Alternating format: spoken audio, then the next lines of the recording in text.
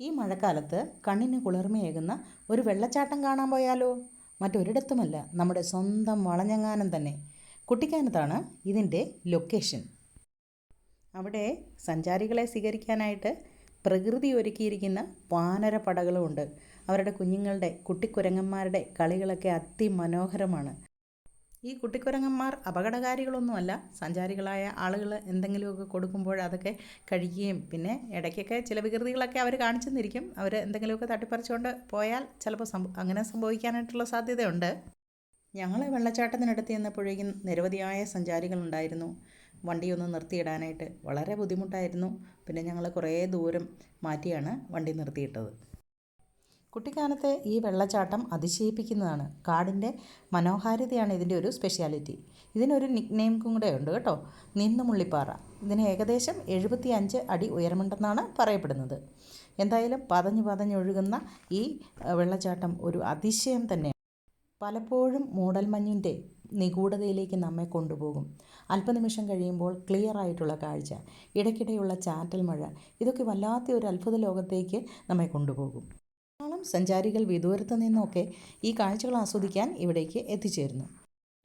പ്രകൃതി സ്നേഹികളെയും ഫോട്ടോഗ്രാഫേഴ്സിനെയും ഒക്കെ പ്രിയപ്പെട്ട സ്ഥലമായിട്ട് ഇത് മാറുന്നു.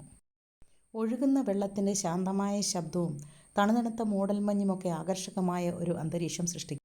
ഒരു കാലത്ത് എല്ലാവരുടെയും വികാരമായിരുന്ന പഞ്ഞിമിഠായി അത് വിൽക്കുന്ന ഒരു പയ്യനെ നമുക്കിവിടെ കാണാൻ സാധിക്കും. റോഡിൻ്റെ സൈഡിലായി സ്ഥിതി ചെയ്യുന്ന വെള്ളച്ചാട്ടം യാത്രക്കാരുടെ മനം കവരുന്ന ദൃശ്യവിരുന്നാണ് ഒരുക്കിയിരിക്കുന്നത്. ഇവിടെ വരുന്ന സന്ദർശകർക്ക് ഒരിക്കലും നിരാശരാകേണ്ടി വരില്ല. റോഡിൻ്റെ അടിവശത്തായിട്ട് കൊക്കകളാണ്. ആ കൊക്കകളുടെ അടിഭാഗത്ത് നിന്ന് വളർന്ന് പന്തലിച്ച് നിൽക്കുന്ന ബാംബൂ ട്രീസൊക്കെ നമുക്കവിടെ കാണാനായിട്ട് സാധിക്കും.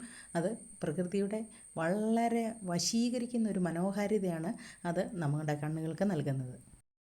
സഞ്ചാരികളെ സ്വീകരിക്കാനായിട്ട് ഒരു നിരയോളം വാനരപ്പടയാണ് റോഡിലും ബാരിക്കേഡിൻ്റെ മുകളിലും അതുപോലെ തന്നെ മരങ്ങളിലും അവർ കുട്ടിക്കരണം മറിഞ്ഞ് നടക്കുന്നത് മറ്റൊരു ആകർഷണീയമായിട്ടുള്ള കാഴ്ചയാണ്. മുകളിൽ നിന്ന് വെള്ളം ഒഴുകുന്ന അതിമനോഹരമായ ദൃശ്യമാണ്. തട്ടുതട്ടുകളായിട്ടാണ് വെള്ളം ഒഴുകി ഇറങ്ങി വരുന്നത്. അത് പതഞ്ഞ് വരുന്നത് കാണാൻ എത്ര സമയം അവിടെ നിന്നാലും എത്ര സമയം ചെലവഴിച്ചാലും നമുക്ക് മതി വരില്ലാത്ത ഒരു കാഴ്ചയാണ് അത് നമുക്ക് നൽകുന്നത്. ഈ വെള്ളച്ചാട്ടം കോട്ടയത്ത് നിന്ന് വരുന്നവർക്ക് അമലഗിരിക്ക് ശേഷവും കുട്ടിക്കാനത്തിന് മുൻപായിട്ടാണ്.